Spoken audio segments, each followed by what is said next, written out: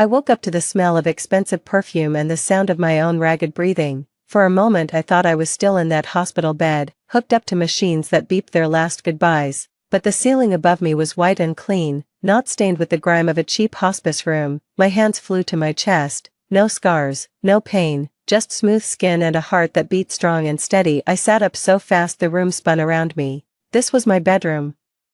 Our bedroom, the one I had shared with Marcus for 5 miserable years. The silk sheets still smelled like lavender. The ones I had picked out myself when we first got married. I looked at my hands again, young hands, no wrinkles, no veins popping out from months of chemotherapy. I stumbled out of bed and ran to the bathroom mirror. I almost screamed. I was 25 again. The same face that Marcus had fallen in love with, or at least pretended to fall in love with, long black hair, sharp cheekbones, eyes that still held hope, but those eyes were different now. They held memories of a future that had already happened, memories of betrayal, memories of death. I gripped the edge of the sink and forced myself to breathe. In the last life, I had given Marcus everything, my inheritance, my father's company, my youth, my health. And what did I get in return? A funeral that no one attended except my lawyer. Marcus had been too busy with his new wife, Amelia, to show up. He had taken my company, my money, and my dignity, and then he had thrown me away like trash. But now I was back, and this time I was not going to be anyone's fool. I checked my phone.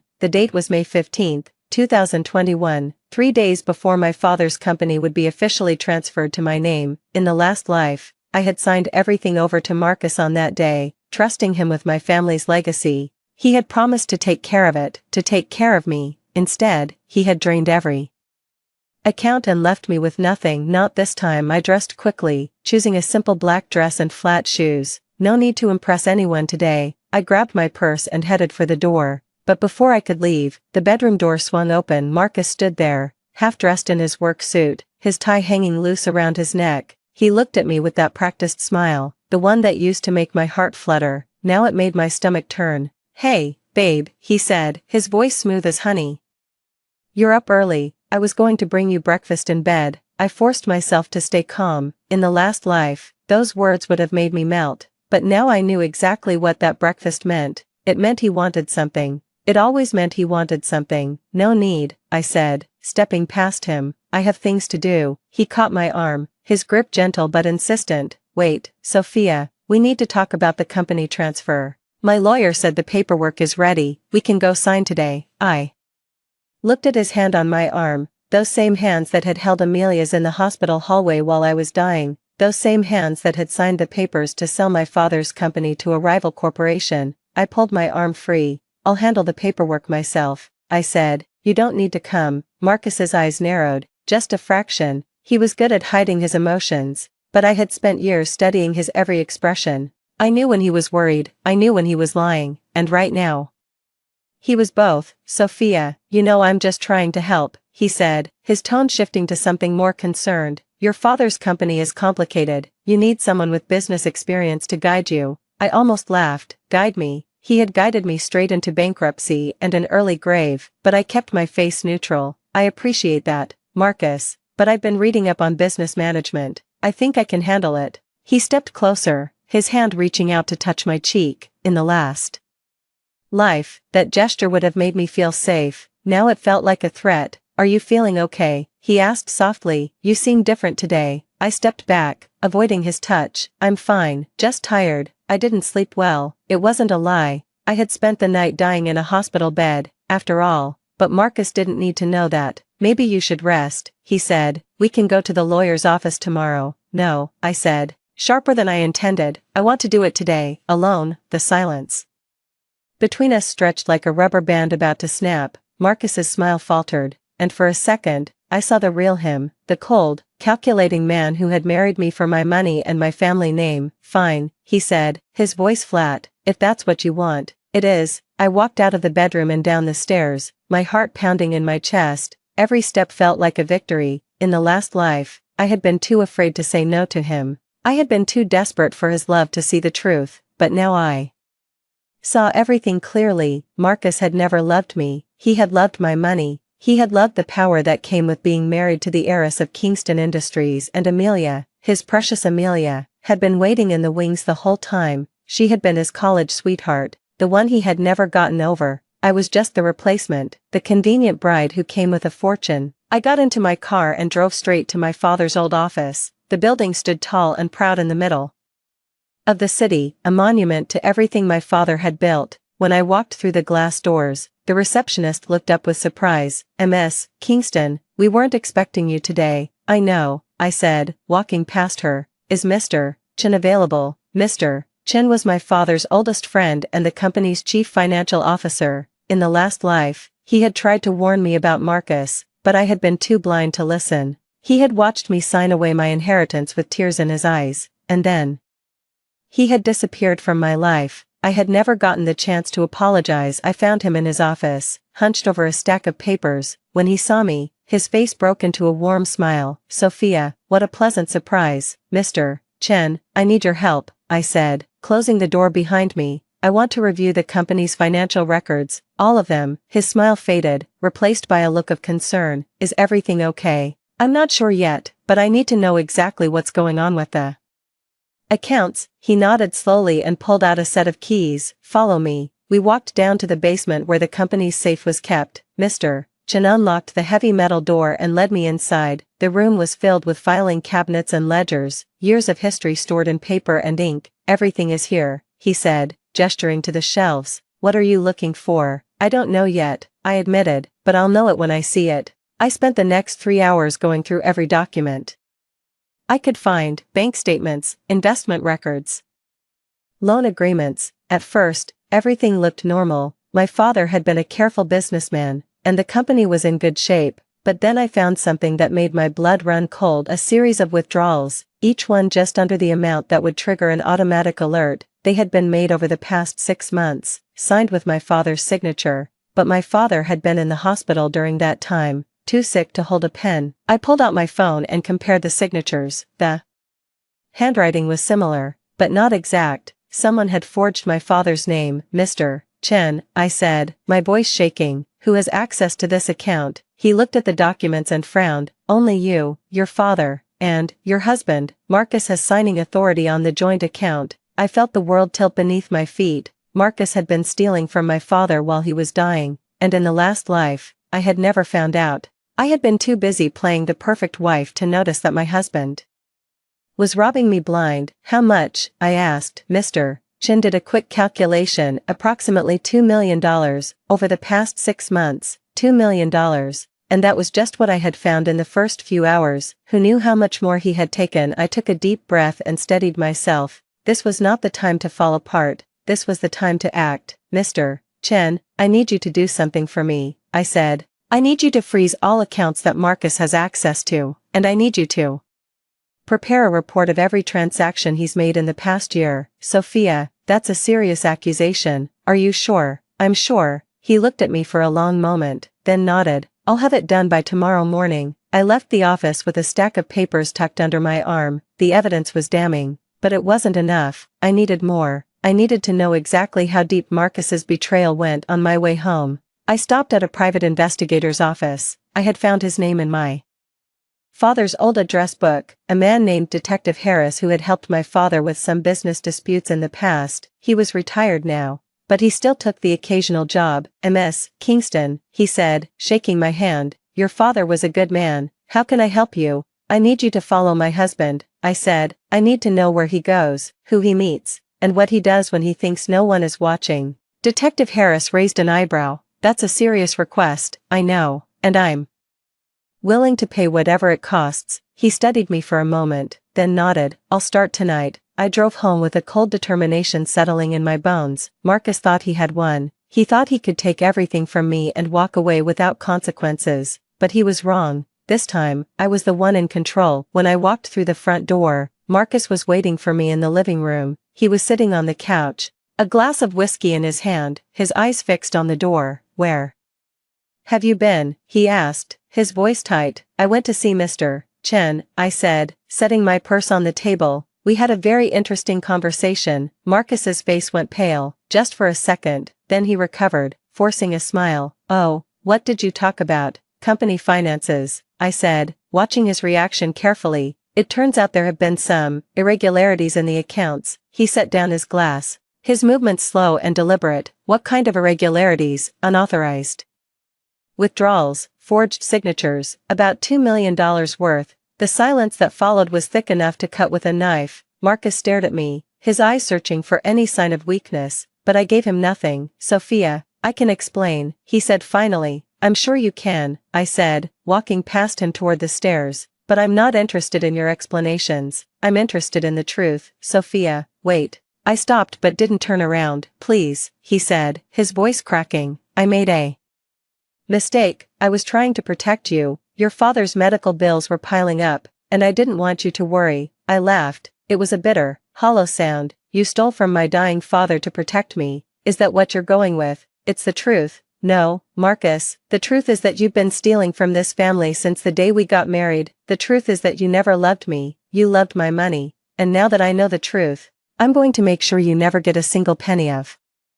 it. I walked up the stairs and into the bedroom, locking the door behind me. My hands were shaking, but my heart was steady. For the first time in years, I felt in control. I pulled out my phone and called my lawyer. I need to change my will, I said, and I need to file for divorce. The lawyer was silent for a moment. Are you sure? Ms. Kingston, I've never been more sure of anything in my life. I hung up the phone and looked out the window. The city lights glittered in the distance. A reminder of everything I had to fight for, my father's legacy, my family's name, my own future. Marcus had taken so much from me, but this time, I was going to take it all back, and when I was done, he would be the one left with nothing. The morning light crept through the curtains like an unwelcome intruder, illuminating the bedroom I had once shared with a stranger. I had not slept. Every creak of the old house, every whisper of wind against the windows had kept me alert. My phone clutched in my hand like a lifeline. At 6:47 a.m., it vibrated. Detective Harris. I answered before the second buzz. Tell me you have something. Ms. Kingston. His voice was gravelly, the voice of a man who had been awake longer than I had. I've been following your husband for the past 48 hours. You're not going to like what I found. I didn't hire you to give me good news. A pause, paper rustling. He's been meeting with a woman 3 times in the last week, once at a cafe in the financial district, twice at a residential address in the suburbs. I have photographs. My chest tightened, but I kept my voice steady. Who is she? Her name is Li Wei. She's a former employee of Kingston Holdings, worked in accounts payable from 2018 to 2020. She resigned shortly after your marriage to Marcus. I closed my eyes. The name meant nothing to me, but the timeline spoke volumes. Do you have evidence of a relationship? Photographs of them embracing, handing over documents, and a recording from yesterday evening. They were discussing a numbered account in the Cayman Islands. My blood ran cold. How much? Initial deposit was $1.2 million, transferred in 3 installments over the past 4 months. The account is registered under a shell company called Red Phoenix Holdings. Red Phoenix. I repeated the name, letting it settle in my mind. That's not Marcus's style. He's too cautious for something so obvious. That's what I thought too, Harris said, which is why I dug deeper. The shell company is owned by a trust, and that trust is managed by a law firm in Singapore. Want to guess which one? Tell me. Tan and Associates, the same firm that handled the prenuptial agreement for your father-in-law's second marriage. I sat up straighter. Marcus's father had died 5 years ago, but his second wife, a woman named Zhou Hohot, was very much alive, and she had never liked me. Marcus is working with his stepmother. Looks that way. The trust was set up 3 months before your father's death. Whoever planned this, they were patient, they were waiting. I stood up and walked to the window, staring out at the garden where Marcus and I had hosted our wedding reception 3 years ago. The roses were still blooming, oblivious to the rot beneath the surface. Detective, I need you to keep digging, find out everything about Li Wei, her background, her connections, her bank accounts, and I need a full financial trail on Red Phoenix Holdings, every transaction, every linked entity. I'll need a retainer for the additional work. Send me the invoice. I'll have it paid within the hour. One more thing, Ms. Kingston. Harris's voice dropped. Your husband left the house at 2 a.m. this morning. He drove to a storage facility in the industrial district, spent 45 minutes inside. When he came out, he was carrying a briefcase. My heart hammered. Did you see what was inside? Too far away, but I have the unit number, Unit 47B.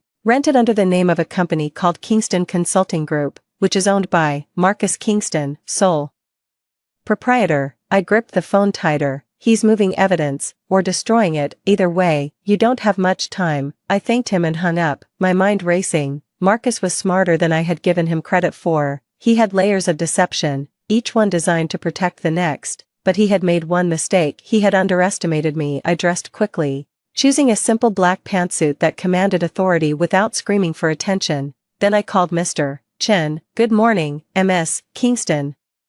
Mr. Chen, I need you to do something for me. Quietly, of course, I want you to freeze all accounts associated with Kingston Consulting Group, and I want a complete audit of every transaction involving Red Phoenix Holdings. Can you do that without alerting anyone? A long pause. Ms. Kingston. Kingston Consulting Group is not a company account, it's a personal entity. Freezing it would require a court order. Then get me a court order. I have evidence of financial fraud. I'll have my lawyer file the paperwork this morning. Understood, but there's something else you should know. The lawyer's voice dropped to something almost like sympathy. The account in question, Red Phoenix Holdings, has been dormant for the past 6 weeks. The last withdrawal was made 2 days before your father's death, a single transfer of $2 million to an offshore shell corporation registered in the Caymans. The recipient's name was listed as a trust, but the trustee is your brother, Marcus.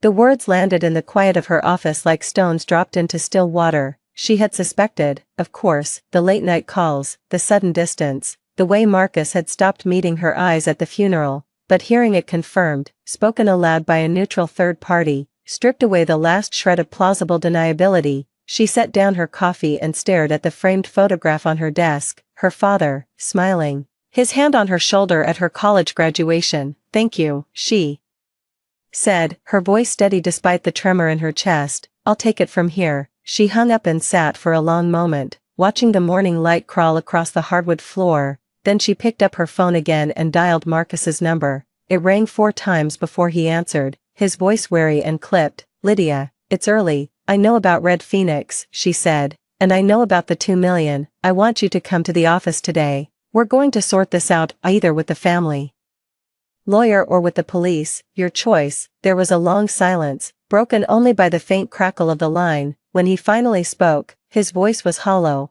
I'll be there at noon. She ended the call and leaned back in her chair, the weight of the past months settling into a quiet, unshakable resolve. The truth had been unearthed, and now the work of repair could begin, not of the company alone, but of the fragile, broken thing that had once been her family. She did not know if forgiveness was possible, but she knew that clarity was a kind of mercy. Outside her window, the city stirred to life, indifferent and eternal. Lydia Kingston picked up her pen and began to write the END. She set the pen down and stared at the words she had written, a list, a plan, a map of the wreckage. Marcus would arrive at noon, and she had exactly 3 hours to prepare. The office felt different now, no longer a cage of inherited obligations but a command center. She pulled the file on Red Phoenix Holdings from her drawer, the one Mr. Chen had couriered over the night before. The pages were thin, almost translucent, as if the company itself had been a ghost long before it died. She read every line again, noting the dates, the signatures, the notary stamps that seemed too clean, too perfect. Marcus had signed as trustee on the transfer to the Cayman entity. That was not a mistake, that was a choice. She called Harris at 7:30. He answered on the first ring, his voice rough with sleep or surveillance. She could never tell. I need you to get into that storage unit legally, she said. Find a way, talk to the facility manager, offer a court order if you have to, but I want eyes on 47B before Marcus knows we're looking. Harris grunted, already on it. The manager's skittish, but I've got a retired cop buddy who owns a unit 2 doors down. He's gonna do a walk-by, see if the lock's been changed or if there's any fresh smell. Lydia thanked him and hung up. She did not ask what fresh smell meant. She did not want to know. By 9, she had showered in the office bathroom, changed into a fresh blouse from the emergency bag she kept in her closet, and drunk 3 cups of black coffee. Her hands were steady, her mind was not. She thought of her father, of the last time she saw him alive. He had been sitting in this very chair, behind this very desk, a half-empty glass of whiskey at his elbow. She had come to ask him about a trust fund she suspected was being mismanaged. He had waved her off, told her not to worry, that Marcus was handling everything. She had believed him, she had always believed him. That was the part that burned worst of all, not the betrayal itself, but her own blindness. At 10, Mr. Chen called with an update. The forensic accountant had found 3 more transactions, all routed through the same shell company, all signed by Marcus. Total value, $4.7 million. The money had been moved over the course of 6 months, ending 2 days before their father's death. Lydia wrote the numbers on a yellow legal pad, then drew a circle around them. 4.7 million, she could buy a building with that, she could buy a small island, or she could use it to prove that her brother had bled their father dry while the old man was still breathing. She called her mother. It was the hardest call she had made all week. Her mother answered with the brittle cheerfulness she had perfected over 40 years of marriage to a difficult man. Lydia, darling, are you coming?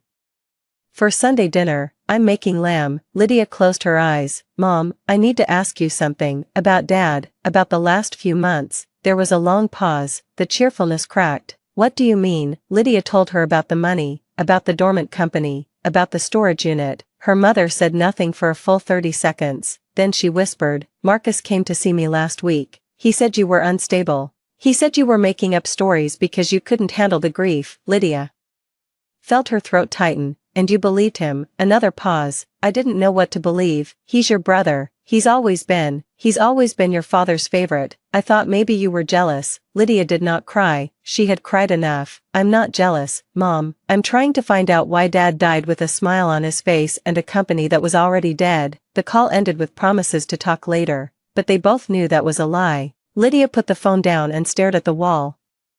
The city outside her window was fully awake now. Cars honking. People streaming past the glass doors of the building. She felt separate from it all, as if she were watching from a great distance. She had spent her entire life trying to fit into a family that had never really seen her. Her father had seen Marcus, her mother had seen her father, and Lydia had been the ghost in the corner, the one who took notes, who asked questions, who never quite belonged. Now she was the one holding the proof.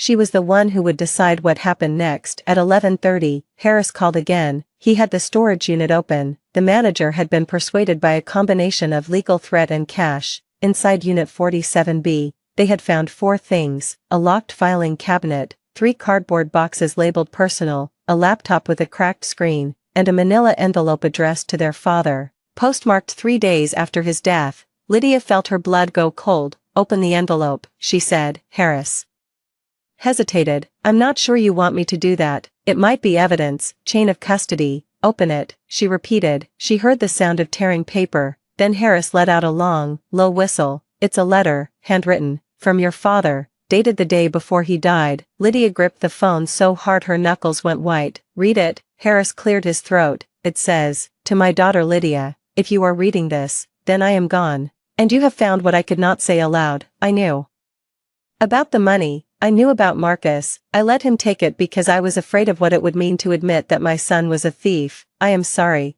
I am so sorry. I left you something in the safe deposit box at the downtown branch. The key is in my study, behind the painting of the boat. You were always the one who saw clearly. I was too weak to see anything. Forgive me, if you can. Forgive him, if you cannot. But do not let him destroy what I built. You are the only one who can save it. I love you. I always loved you. I just didn't know how to show it. Harris stopped reading. Lydia did not move. She sat in the silence for a long time. The letter was still in Harris's hands, but she could see it in her mind, the shaky handwriting of a man who had known he was dying, who had known he was failing, who had loved her in the only way he knew how. She thought of the painting of the boat. It hung in his study. A watercolor of a sailboat on a calm sea. She had never understood why he kept it.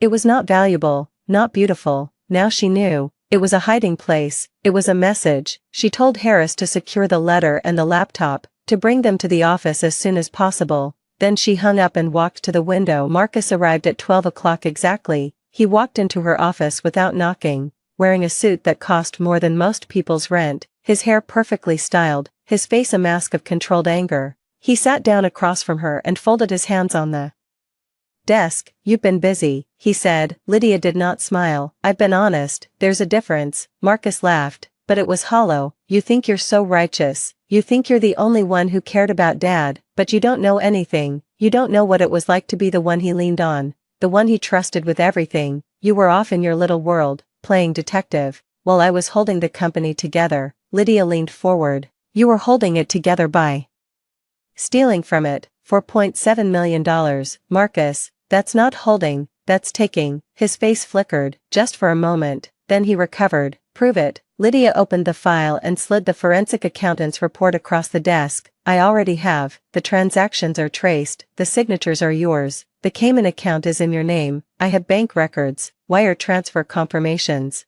and a witness who saw you at the storage facility at 2 in the morning. Marcus glanced at the papers but did not pick them up. You think that's enough? You think a few numbers on a page can undo everything I've done for this family? Lydia stood up. I think you're going to prison unless you do exactly what I say. The room went still. Marcus stared at her, his eyes searching for weakness. He did not find it. What do you want? He asked, his voice barely above a whisper. Lydia sat back down. I want the money back. Every dollar. I want you to resign from Red Phoenix Holdings and Kingstone Consulting Group. I want you to sign over your shares to me, and I want you to tell Mom the truth. Marcus shook his head. I can't do that. She'll never forgive me. Lydia's voice was cold. She'll forgive you. She forgives everyone. But you have to earn it, and you have to start by admitting what you did. Marcus looked down at his hands. For a long moment, he said nothing, then he nodded. I'll do it. But I want something in return. Lydia raised an eyebrow. What? He looked up.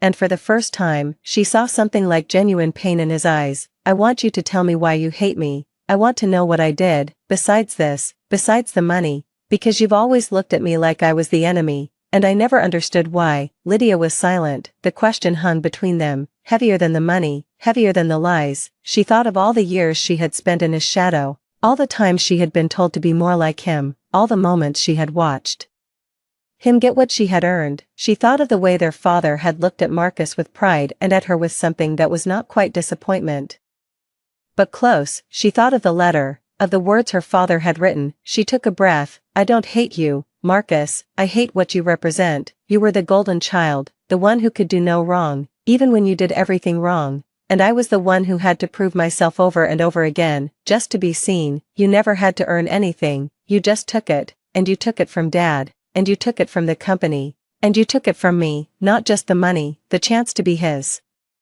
daughter without having to compete with your shadow. Marcus's face crumpled. He did not cry, but he came close. I didn't know you felt that way. Lydia shook her head. You never asked, you never looked. They sat in silence for a long time. Outside, the city continued its indifferent hum. Inside, something was breaking and being rebuilt at the same time. Finally, Marcus reached into his jacket and pulled out a folded piece of paper. He slid it across the desk. This is the deed to the storage unit, and the combination to the safe deposit box. You're going to need it. Lydia took the paper, her fingers brushed his, and for a moment, they were just two siblings, tangled in the wreckage of a family that had never quite worked. She looked at him. Thank you. He nodded, stood up, and walked to the door. He paused with his hand on the handle. Lydia, she looked up. I'm sorry, for everything. She did not say it was okay, because it was not okay, but she did not say it was unforgivable, because she was not sure anymore. She just nodded. He left. She sat alone in the office, the deed in her hand, the letter from her father in her mind. She thought about the safe deposit box, about what else her father might have left her. She thought about the company, about the work ahead. She thought about forgiveness, and whether it was a destination or a process. She did not have answers,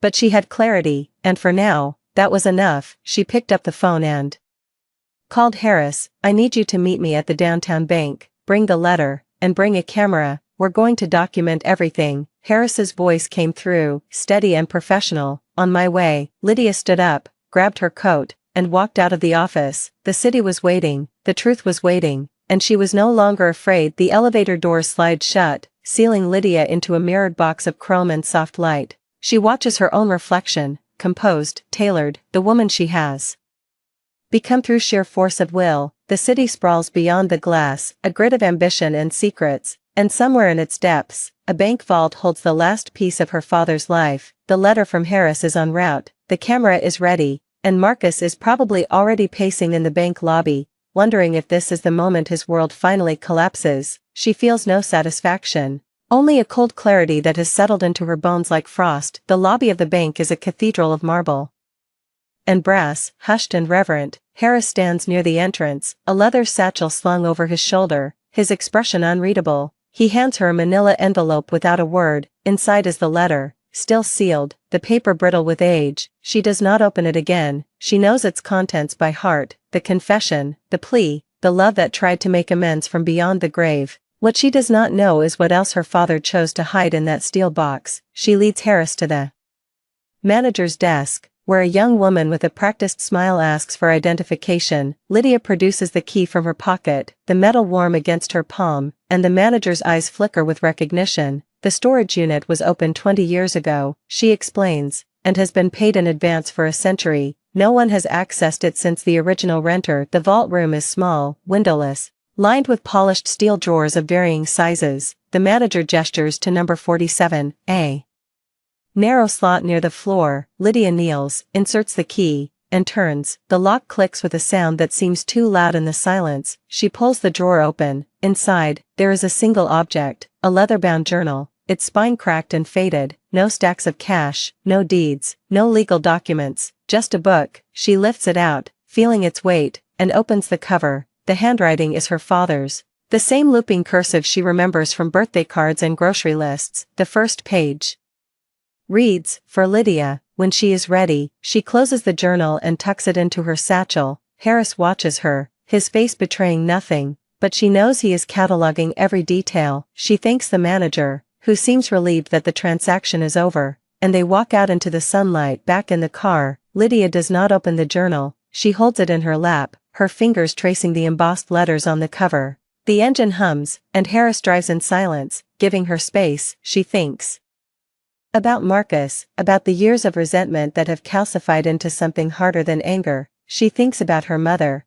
who will soon learn that her golden son is a thief. She thinks about the company, which she will now have to rebuild from the inside out. But mostly, she thinks about her father, and what he might have written in those pages. The journal feels like a time capsule, a message from a man who knew he was dying and chose to leave her a map of his heart. When she reaches her apartment, she pours a glass of water and sits at the kitchen table. The journal lies before her, unopened. She drinks, sets the glass down, and opens it to the first page. The handwriting is small and careful, as if he was conserving space. He writes about her birth, about the way she cried for 3 hours straight, about how he walked the hospital corridors with her in his arms, singing off-key lullabies. She smiles despite herself, a soft, unexpected warmth spreading through her chest. He writes about Marcus's birth, too, about the instant bond between brother and sister, about the hope that they would always protect each other. The irony is not lost on her. She turns the page. The middle of the journal shifts. He writes about his illness, the diagnosis that came too late, the treatments that failed. He writes about the company, about the decisions he made that he regrets, about the people he trusted who betrayed him.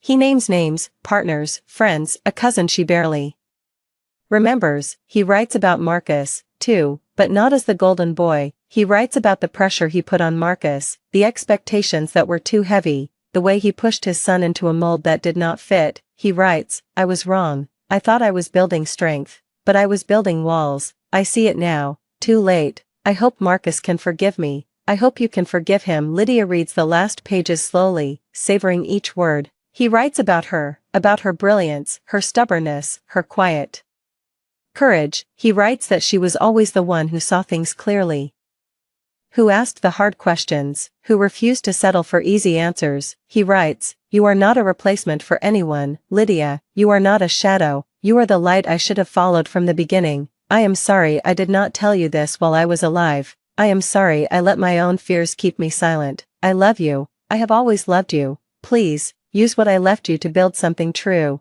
Do not let the past define you. Let it refine you." She closes the journal and sets it down. Her hands are steady, but her eyes are wet. She wipes them with the back of her hand and stands up. The apartment is quiet, the city humming outside her window, and she feels a strange peace settle over her. The questions that haunted her, the insurance policy, the storage unit, her father's true intentions, are answered now. He did not leave her a weapon, he left her a mirror, and in that mirror, she sees not a victim, not a rival, not a woman defined by her brother's failures. She sees herself. The next morning, she arrives at the office early. The building is empty, the lights still off, the coffee machine gurgling to life. She walks to her desk and finds a stack of reports waiting for her. She ignores them. She pulls out her phone and dials Marcus's number. He answers on the first ring, his voice rough with sleep. Lydia. She tells him to meet her at their mother's house at noon. She tells him to bring nothing but himself. He hesitates,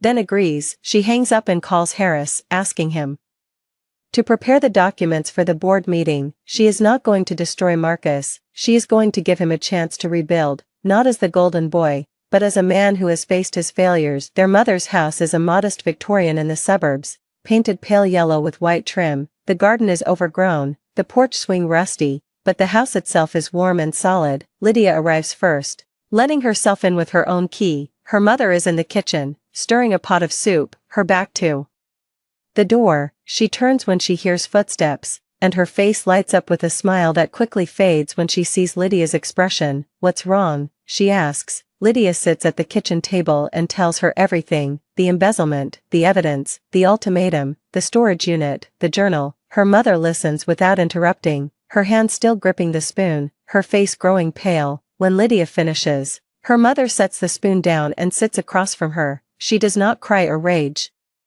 She simply says, "I knew something was wrong, I just didn't want to see it." She reaches across the table and takes Lydia's hand. "Thank you for telling me." Marcus arrives at noon, looking haggard and defeated. He stands in the doorway, his shoulders slumped, his eyes avoiding theirs. Lydia gestures for him to sit. He does, sinking into the chair like a man carrying a weight he can no longer bear. Their mother looks at him, and for a long moment, no one speaks. Then she says, "I am disappointed, but I am not surprised. I failed you both, in different ways. I let your father's expectations shape you, and I let my own fears keep me silent." Marcus starts to speak, but she holds up a hand. "No, let me finish. You made a terrible choice, Marcus, but you are not defined by that choice, you are defined by what you do next." She turns to Lydia. "And you, my daughter, have been carrying a burden that was never yours to carry. I am sorry I did not see that sooner." Lydia looks at Marcus. He looks back, his eyes red-rimmed, his jaw tight. She says, "I have the documents, I have the evidence. I could destroy you with a single phone call, but that would not bring back the money, and it would not fix what is broken between us." She pauses, choosing her next words carefully. "I want you to resign from the board. I want you to sell your shares back to the company at fair market value. I want you to find a job that has nothing to do with our family's business, and I want you to earn your own way." Marcus nods, his voice barely a whisper. "I will," she continues, "and I want you to go to therapy. I want you to figure out why you did this, and I want you to become someone I can trust again." He looks at her, surprised. "You would trust me again?" she says. "Not yet, but maybe someday." The next few weeks are a blur of meetings, legal documents, and difficult conversations. Marcus resigns from the board, his departure announced in a terse press release that cites personal reasons. He sells his shares, and the money is used to cover the stolen funds, plus interest. He moves into a small apartment across town, sells his sports car, and starts looking for a job in a field he knows nothing about. He calls Lydia every week to update her, and she listens without judgment. Their conversations are stilted at first, full of awkward pauses and unspoken apologies, but slowly, they begin to find a rhythm. He asks about her work, and she asks about his job search. It is not reconciliation, not yet, but it is a start. Lydia throws herself into the company. She restructures the finance department, implements new oversight protocols, and holds a series of town halls to rebuild trust with the employees. She is honest about what happened, without naming names, and she takes responsibility for the gaps in her own oversight. The board is skeptical at first, but her transparency earns their respect. The company's stock dips, then stabilizes. She works late nights, fueled by coffee and the memory of her father's words. She reads his journal again, marking passages that resonate, and she starts writing her own notes in the margins, creating a dialogue across time. One evening, she is sitting in her office, reviewing the quarterly report, when her phone buzzes. It is a text from an unknown number. She opens it and sees a photo, a handwritten letter, propped against a coffee mug. The handwriting is Marcus's. It is a letter of apology to their mother, written in his own hand, full of remorse and resolve. Below the photo, he has typed, "I meant every word, I am sending it tomorrow." She does not reply, but she saves the photo. The months pass, winter turns to spring, and the city begins to thaw. Lydia organizes a family dinner at their mother's house, the first since the revelation. She arrives early to help cook, and her mother puts her to work chopping vegetables. Marcus arrives late, carrying a bottle of wine and a bouquet of flowers for their mother. He looks different, thinner, more tired, but also more present. He hugs Lydia, a brief, awkward embrace that feels like a truce. They sit down to eat, and the conversation is careful at first, circling around safe topics like the weather and the garden. Then Marcus brings up his new job, a sales position at a small software company. He talks about it with a humility that is new, admitting that he does not know what he is doing most of the time. Their mother laughs, and the tension breaks after dinner. Lydia steps onto the porch. The night air is cool, carrying the scent of blooming jasmine. Marcus joins her, leaning against the railing. He says, "I've been reading Dad's journal, the one you found in the storage unit." She turns to him, surprised. "You have it?" He shakes his head. "Mom made a copy. She gave it to me last week." He looks out at the dark street, his voice quiet. "I didn't know he felt that way. I thought he was proud of me. But I also thought he was disappointed. Now I realize he was just scared." Lydia nods. "He was scared of failing us. He was scared of leaving us unprepared." Marcus says, "I am sorry, Lydia, for everything, for taking what was not mine, for being the favored child when you deserved it more, for making you carry this weight alone." She looks at him, and for the first time, she sees him as her brother, not as her rival. She says, "I am sorry, too, for hating you, for assuming the worst, for not seeing that you were struggling." They stand in silence, watching the stars, and something shifts between them, a crack in the wall, a sliver of light. The next day, Lydia receives a call from Harris. He tells her that the forensic audit is complete, and the company is solvent. He also tells her that Marcus's replacement has been hired, a woman with a reputation for integrity and a sharp mind. Lydia thanks him and hangs up. She looks out her window at the city, the same view she has seen 1,000 times. But it looks different now. The glass reflects her own face, and she sees not a woman defined by her brother's sins, but a woman who has chosen her own path. She pulls out her phone and opens the photo of Marcus's letter again. She studies it, the careful handwriting, the loops and lines that mirror their father's. She thinks about forgiveness, not as a single act, but as a series of decisions, made day by day, moment by moment. She thinks about her father's journal, about the courage it took to write those words, knowing he would not be there to see their effect.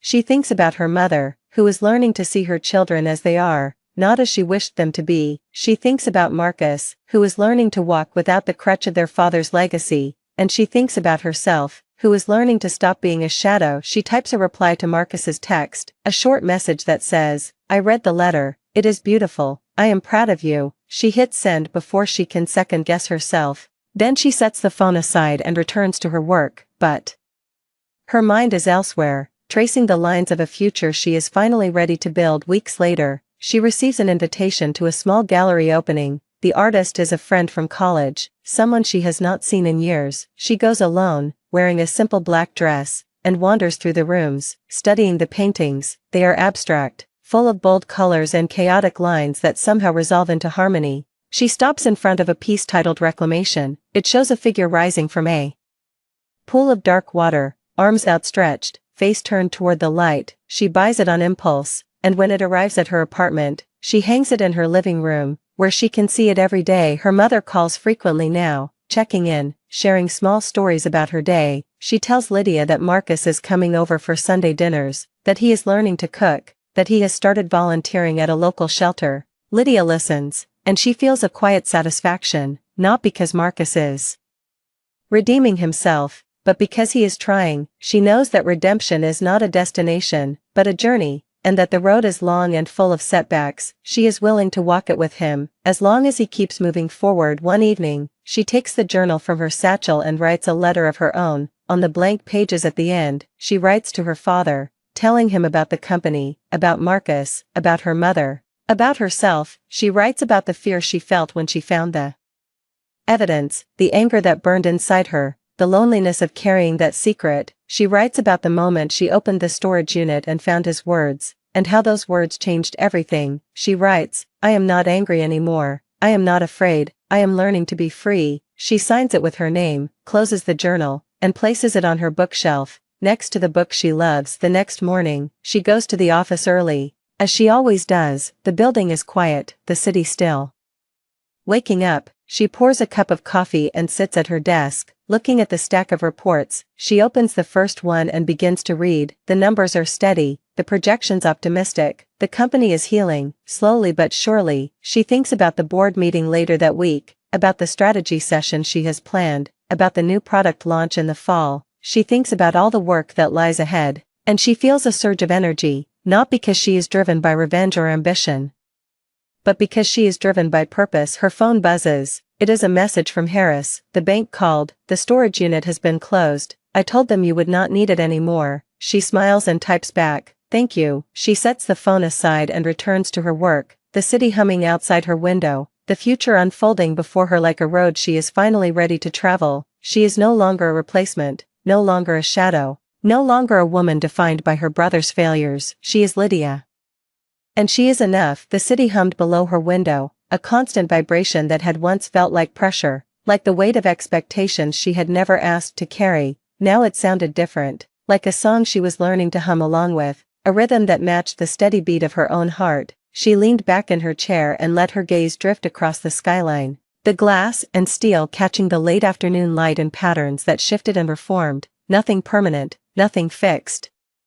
Everything in motion. That was what she had finally understood about herself. She was not a statue carved by someone else's story. She was water, finding its own path. Her phone buzzed again. She glanced down, expecting another work email, but it was a text from an unknown number. She opened it and found a photograph, a plate of pasta, unevenly cut vegetables swimming in a sauce that looked too thick, a sprinkle of parsley that had clearly been applied with hope rather than skill. Below it, a message, made this for Mom. She said it tasted like regret. I think that's progress. She laughed out loud, a sound that surprised her, bright and unguarded. She typed back, tell her to try it with more salt next time, and less emotional baggage. A moment later, 3 laughing emojis appeared, then another message, love you, sis. She stared at those 3 words, simple and enormous, and felt something crack open inside her chest, not painfully, but like the first breath of air after a long time underwater. She typed back,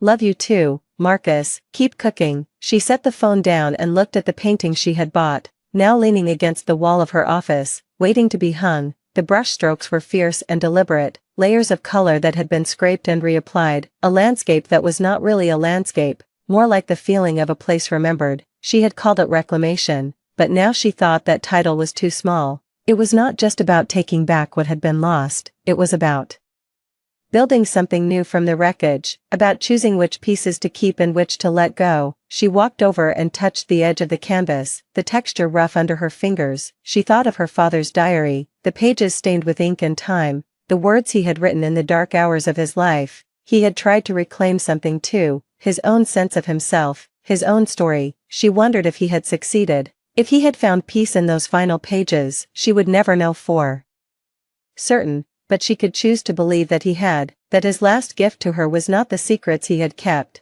but the permission she had given herself to let them go. Her mother called that evening, her voice softer than it had been in years, the edges worn smooth by something like acceptance. She talked about Marcus, about the meals he had burned and the ones he had almost gotten right, about the way he had started to laugh again, a real laugh, not the hollow sound he had carried around like a shield. She talked about the garden she was planting in the backyard, tomatoes and basil and a single rose bush that reminded her of their father. Lydia listened, her eyes closed, the phone pressed to her ear, and she did not feel the old impatience rising up. She did not feel the need to interrupt, to correct, to protect herself from the disappointment that had always seemed to linger in her mother's voice. She just listened, and when her mother paused, she said, that sounds good, Mom. I'm glad you're planting roses. There was a long silence, and then her mother said, I'm glad you answered the phone, and that was enough. The next morning, she walked into the company headquarters earlier than usual, the building still quiet, the elevators empty. She had meetings scheduled, reports to review, decisions that would shape the next quarter, the next year, the next chapter of a legacy that had once felt like a cage. But she did not feel trapped anymore. She felt something closer to responsibility, not the heavy kind that bent your spine, but the kind that made you stand straighter, that made you want to be worthy of the trust others had placed in you. She passed by the conference room where her father's portrait still hung, a stern-faced man in a dark suit, and she paused for a moment. She did not feel the need to speak to him, to demand answers or offer forgiveness. She simply nodded, a small gesture of acknowledgement, and walked on. Harris met her at her office door, a tablet in his hand, his expression as neutral as ever. The quarterly projections are in, we're ahead of target by 12%, the board is pleased. She took the tablet and scanned the numbers, but her mind was already elsewhere, thinking about the new initiative she had been planning, a scholarship program for young women from underprivileged backgrounds, something her father would never have considered, something that felt entirely her own. Good, she said, schedule a meeting with legal. I want to move forward on the scholarship fund by the end of the month. Harris raised an eyebrow, the closest he ever came to surprise. That's not in the current budget. She smiled, a slow, confident curve of her lips. Then we'll find room, we always do. Later that afternoon, she took a walk through the city, her heels clicking against the pavement, the wind cool against her face. She passed the gallery where she had bought the painting, and she considered going in, buying another one, something bright and chaotic, something that would make her laugh every time she looked at it. But she kept walking, past the coffee shops and the bookstores and the corner where she had once stood, years ago, crying into her phone while a man she had loved told her she was not enough. She did not stop, she did not look back, she just kept moving forward, her steps steady, her breath even. The city around her alive with the sound of people living their own lives, making their own mistakes,